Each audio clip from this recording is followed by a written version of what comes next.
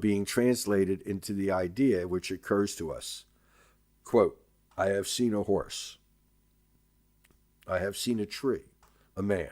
I have heard the gong being beaten. I have eaten an apricot. I have smelt the odor of burning wood. I have touched silken materials. I have been pricked by a thorn, etc. We see, hear, taste many things of which we are not conscious, and the lower an individual is in the scale of physical and psychic development, the smaller is the number of his conscious perceptions.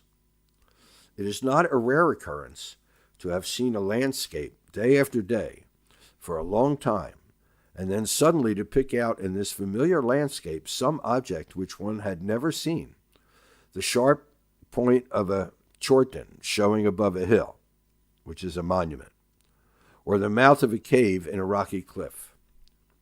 These things have always been there. Our gaze has rested on it many times. Our organs of sight have received an impression of them, but this has not been strong enough to make us see them consciously. Other conditions having occurred, the impression had been strengthened and we have seen. The competition of the senses among themselves also causes the temporary predominance of one or the other, which smothers the sensations caused by the others. An individual listening intently to a noise which concerns him, the galloping of horses which he thinks are ridden by brigands and coming towards him, will not feel the sting of insects, a cold wind, etc. Does this mean that these contacts which fail to bring enough mental activities to make us conscious of the kind of sensation felt give rise to no effect of any kind? By no means. Nothing which happens remains without effect. Thus we are led to the examination of what can be these effects, that is to say, what becomes of these numerous contacts of which we are not conscious. We must add to the contacts due to the activity of our five senses those which result from the activity of our mind, which is considered by Buddhists as the sixth sense. This last category includes the opinions, theories, doctrines, ideas in general, which we have formed during our education, conversations which we have had or heard, reading which we have done, and so on. Among these contacts made by our sixth sense, the mind, as among those made by our physical senses, a large number have lightly touched our mind without making a mark in it, or perhaps the impressions having been too faint, we have forgotten them. However, they are by no means dead, for they have engendered descendants of a mysterious kind, and these descendants, that is to say, their effects, may manifest their existence even after a long interval. Nevertheless, we should not imagine that the forces set in motion by the physical or psychic contacts of which we have not been conscious remain stored in a purely latent state in some kind of immaterial receptacle, awaiting conditions favorable for their manifestation. Some people hold an opinion of this kind and speak of a receptacle of consciousness in a way which makes it a sort of individual or cosmic deity of it. This opinion is contradicted in the oral teachings. The forces caused by contacts, both those of which we were conscious and those of which we were unwitting, give rise to manifold flashes of activity, which are in evidence on different planes, and at the same time to multiple actions and reactions between these different forces themselves. The interplay of contacts and of their effects must not be envisioned in reference to ourselves alone. The innumerable contacts of all kinds which continually occur in the universe, and the equally innumerable and varied effects of these contacts constitute another exchange of energy whose influence operates on all beings and in all spheres. In order to follow the theories which we are examining more closely, it is better to say there are in reality no contacts happening in the universe. The universe is movement, and this movement is made up of contacts. The contacts and their effects are the universe. In the same way, on the restricted scale of our individuality, it is this movement of contacts and their effects, which is our individuality, that we call ourself. So let us return again to the facts which reach us of this self, which presently we shall see disappear like the water of a mirage or the castle in the clouds. The contact begets an idea. The birth of an idea may certainly depend on the contact, but nevertheless, there is no certainty that the contact is the sole cause of the kind of idea which follows it. We can compare the contact to a shock, but in the infinitesimal lapse of time between this shock and the arising of the idea which attaches a name to the object of the contact, a phenomenon happens. This phenomenon may be compared to the interposition between the pure contact and our consciousness of a screen on which the figures are painted. What is this screen? The Tibetan calls it pachaks, which means propensity, inclination, habit, but more exactly, memory. The role played by education in the consciousness which arises from our perception has been pointed out by Western psychologists. In an article in The Way in Which Individuals Perceive Colors, Dr. Charles Hill expresses doubt as to the exactitude of perception of a child who says the grass is green. Has the child really the impression that he sees the color green when he looks at a lawn? Or does he repeat, the grass is green, as a result of suggestion? He has been told the grass is green, and so he sees it green. In the as yet restricted field of research to which the student is still limited, he will primarily examine the habit which we have of associating the notions of certain forms, certain colors, certain sounds, certain tastes with certain particular stimuli. This habit is in no way personal. It is rooted from their beginnings, in the beginnings whose organ of contact are similar to our own, and which therefore are liable to be affected in the same way by the same stimuli.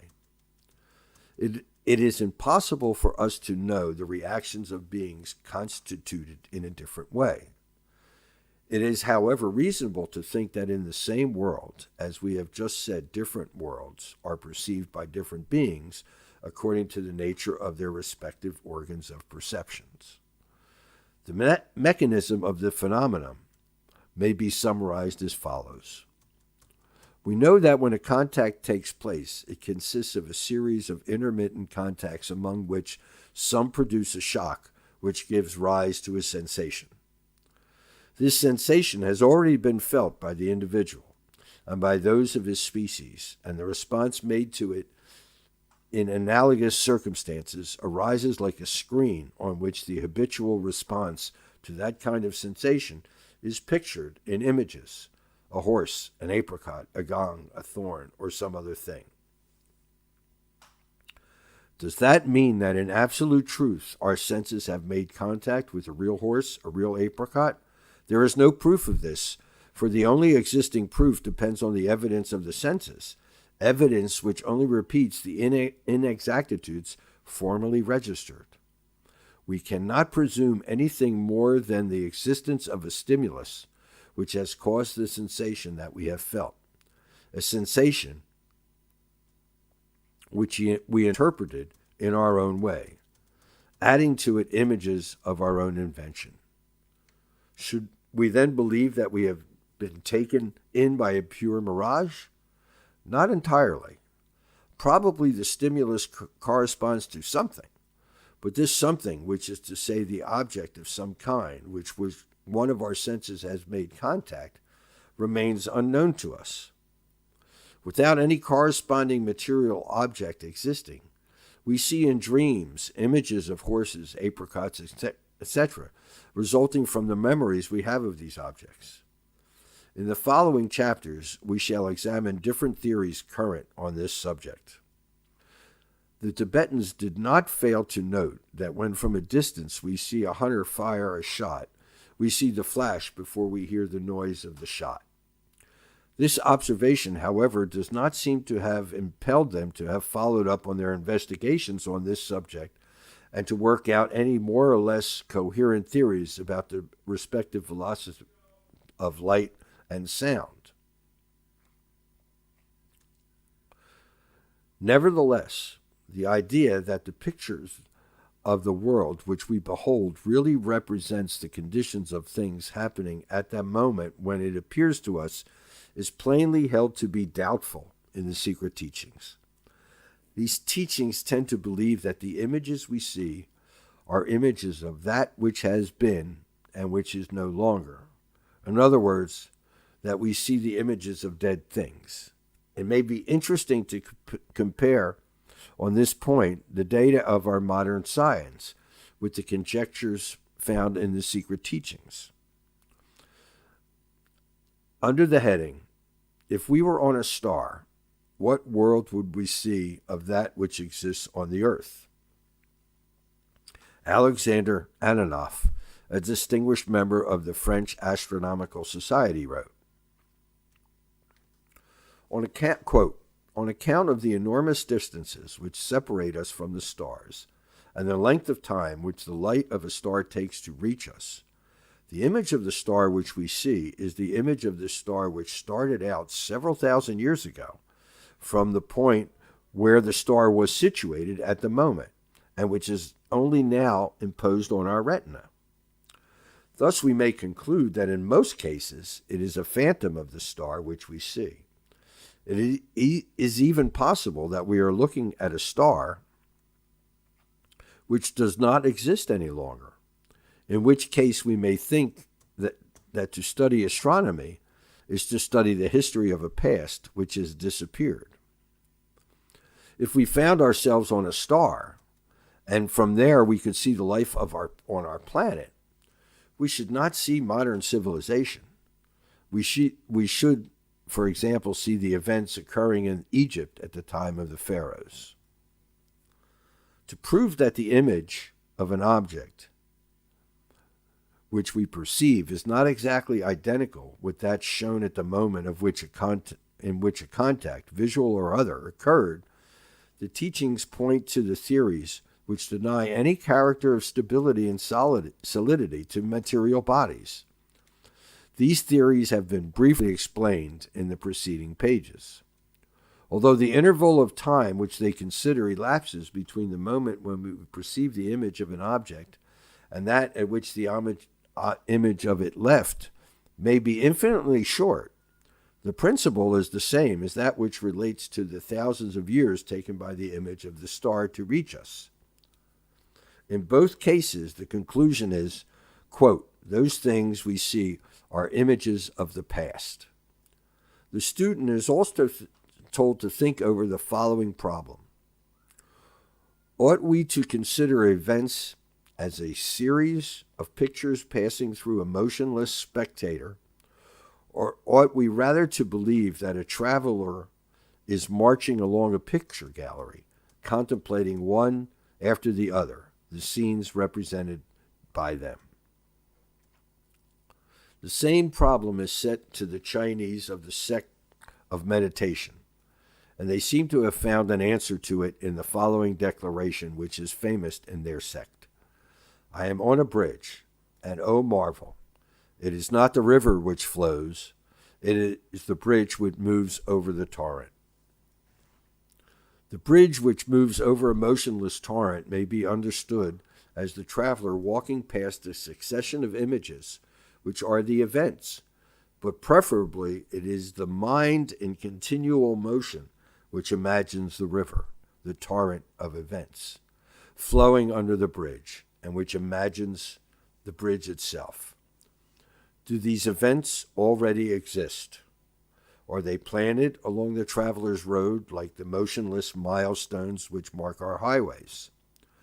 In this case, would it suffice for the traveler to journey fast enough for him to contemplate the scenes which were out of eyeshot of those individuals who had either remained stationary or were moving slowly. That is to say, for him to see that which is the future for these individuals who were behind him on the road. I have heard this traveler compared to a horseman. The faster his horse carries him, the sooner will he see such and such a river, a mountain, and the people living in their neighborhood, which the slower foot traveler will only see on a morrow or the day after. On the other hand, would it be possible to go backwards, to retrace one's steps, and then to contemplate scenes from the past? On this point, the secret teachings include various disconcerting statements, just such as that about the moving bridge and others like it. But exactly like the Zen masters, those who impart the secret teachings warn their pupils that these statements are in no way dogmatic. They aim at producing a mental shock, an upsetting of our habitual ideas, which forces us to see an aspect of things which has never appeared to us, and that the possibility of the existence of the exact opposite of that which up till then we had considered an unassailable truth. According to the picturesque expressions of an adept of the Zen sect, one must come, quote, to see the pole star in the southern hemisphere, end quote.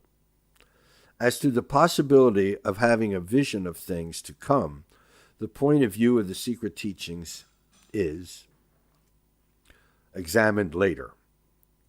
Let us say at once that based on the theories of the impermanence of phenomena, their instantaneousness, and the multiplicity of causes of which they depend, these teachings state that the future cannot be seen except under the aspect of probabilities, never under that of certainty. The example given is often that of a seed from which probably a sprout will come, without, however, there being any certainty of this, for it may dry out, or perhaps some other cause. It may be that the seed will not produce any sprout. The future, like the past, represents a relative conception, which relates to an individual imagined as remaining motionless. It is relative to this individual supposed to be fixed to a definite spot and at a definite moment that time and space exist. If I say distant from my estimate really means distant from me, or far from an object chosen by me and supposed equally to be fixed in a certain place. It is the same as if I say, quote, it is a long time, when the estimate of time is based on the fact of my existence, or on that of an object selected by me, and at a certain fixed moment. What is meant by it was 1,000 years ago or yesterday? What is meant by near or at a distance? These terms mean nothing in themselves. Far or near can only mean far from or near to something. 1,000 years or yesterday can only be 1,000 years or yesterday in relation to something.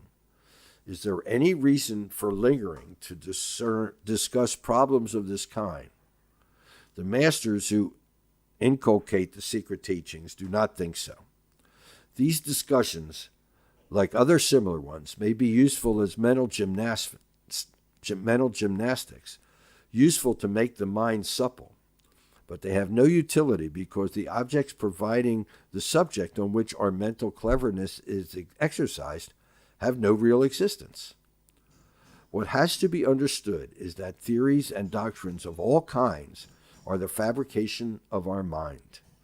It is capable of fabricating some of them diametrically opposed to each other, and one will be no truer nor less true than the other because they are all based on false perceptions, or at best relative ones, which are only of value for an observer constituted as we are, placed where we are, and such perceptions have no absolute reality. The celebrated philosopher Nagarjuna was a past master in the arts of baffling our mental habits, of proving to us that the contrary to that which we consider true could be equally true, and that very often both were absurd. In this fashion, he showed clearly the futility of our opinions, which are inherited and upheld without even having examined the proofs on which they are said to be based.